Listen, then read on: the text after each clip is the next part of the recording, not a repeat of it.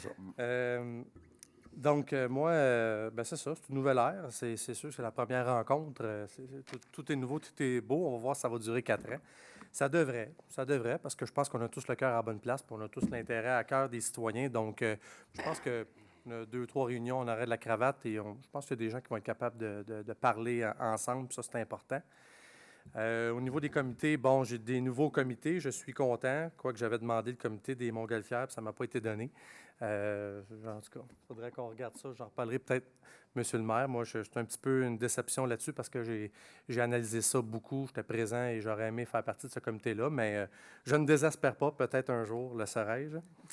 On a abordé beaucoup la question du transport ce soir, peut-être plus que jamais en 4 ans au micro ce soir. Il y a plusieurs choses qui se sont dites. C'est sûr que 3 on aurait peut-être aimé mieux offrir 2 d'augmentation, 1,5 d'augmentation. Comme je vous dis, on vit dans un monde malheureusement où on a des rencontres budgétaires à fixer.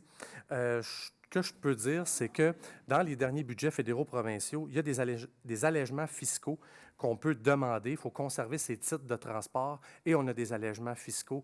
Donc ça peut réduire le coût d'achat des titres. Alors, c'est peut-être pas tout le monde qui sont au courant. Donc, s'il y a des gens qui sont à l'écoute ou par le biais de la télévision, gardez vos passes d'autobus et parlez-en à votre comptable.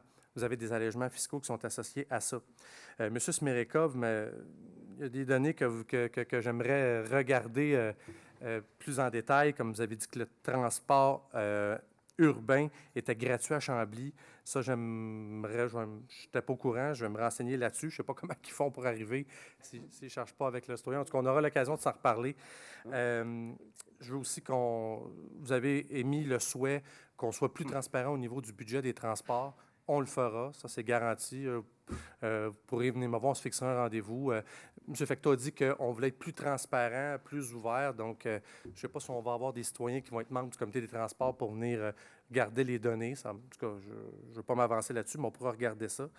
C'est vrai qu'on a une drôle de bébite, comme vous avez appelé, le LOMIT.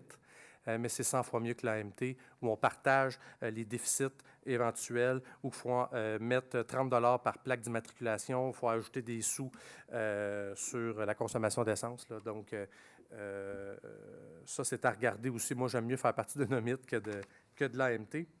Monsieur, je trouve quel citoyen, je pense que c'est M. Blais qui a parlé du Wi-Fi dans les autobus. Ça serait fondamental qu'on aurait ça. Je ne peux pas croire qu'on est en retard là-dessus. Je vais personnellement regarder ça davantage.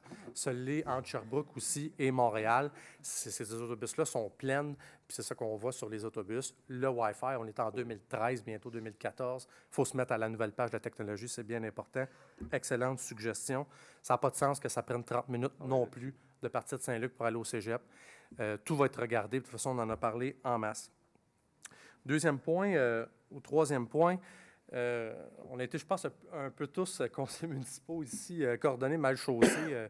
Nos poubelles étaient étaient au bout de la rue et ils n'ont pas passé cette semaine dans le secteur de Saint-Jean. Et je pense qu'on devrait améliorer l'information qu'on offre au public. Je pense que ça avait été annoncé, mais on a été beaucoup à se faire prendre. Et là, on accumule nos vidanges et tout ça. Donc, je crois que dans une stratégie de mieux informer la population, ça aurait été un genre d'exercice où on aurait pu sensibiliser la population davantage au fait que... Pardon? Calendrier. Il faut regarder ça, madame. C'est un nouveau conseil. Comment améliorer la communication aux citoyens? Bien, ce point-là aurait été un excellent exemple d'information à donner aux citoyens. Avant-dernier point, ouais, c'est passé quelque chose de pas tellement chic sur la rue Mercier en fin de semaine. Ça ne met pas Saint-Jean-sur-Richelieu sur la map, sur le bon côté de la map. C'est des choses qui arrivent, là, on va s'entendre, hein, des meurtres, ça arrive partout. C'est rare que ça arrive quand même à Saint-Jean. Mais c'est arrivé. C'est arrivé dans un secteur qui est mal famé. Puis j'écoutais les commentaires des citoyens sur LCN qui disaient que moi, je pense déménager. C'est incroyable ce qui se passe ici. Vous avez vu ça, madame. Donc, je crois que le conseil municipal, comment que nous, on peut faire en sorte que ces coins-là s'améliorent? Bien, ça a déjà été commencé par le travail de M. Berthelot avec la Seigneur et compagnie, le parc Yvan Roy. Donc, on améliore ce quartier-là, ce coin de la ville-là. Mais je pense que collectivement, si on s'enrichit, si la ville s'enrichit, peut-être qu'on va éliminer nos poches de pauvreté, mais là, je ne vis pas, je n'ai pas des lunettes roses, là. nécessairement, mais il faut que la société de Saint-Jean s'enrichisse pour pouvoir passer à une autre étape. Et ça va être le mandat du président conseil, entre autres. Et je terminerai en disant que je vais déposer, moi aussi, ma déclaration d'intérêt pécunier. Merci, M.